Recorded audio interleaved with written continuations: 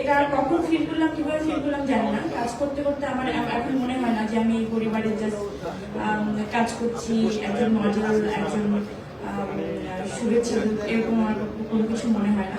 কারণ আমরা জানি যে যখন হসপিটালে থাকি,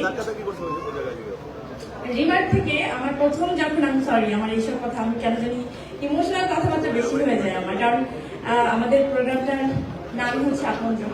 তো আপনজনের তাদের ব্যাপারটা আমি একটু বলি যে তারা সবসময় বিপদে মানুষের পাশে থাকতে চায়।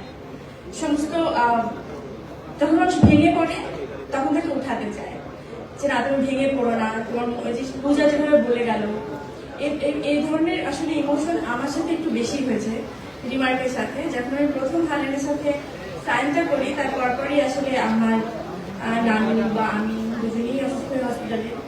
তখন মনে আছে যে আমার তার সাথে একটা সাইন হওয়ার কথা, একটা সাইন হয়ে গেছে আর একটা হবে।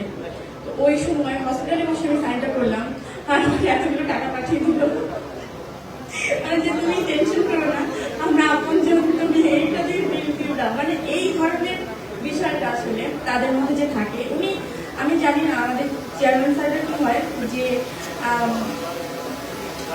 মানুষের পাশে এভাবে থাকতে চাই যে তুমি আমি না থাকলে তুমি আমাকে মনে করো, কেন তোমাকে এস্টাবলিশ করে দিয়েছি। এই জানি আপনজন কখনো পর হয় না, এটা আমি বিশ্বাস করি, মনে প্রাণে বিশ্বাস করি। আর রিমার্ক যখন এই যে হার্টশেপের মধ্যে একটা লোগো দেখতে পাচ্ছি আমরা, একটা হাতে একটা হাত, তো এই একটা লোগোই বলে দিচ্ছে, একটা সাইনই বলে দিচ্ছে যে হাত ধরাটা অনেক এত সোজা না, সহজ না, যে অনেক সাহস লাগে, দম লাগে।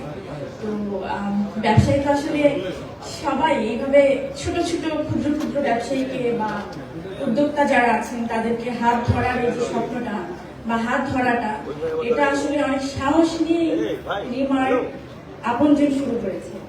আর এই আপনজন পরিবারের মধ্যে আমি একজন আপনজন।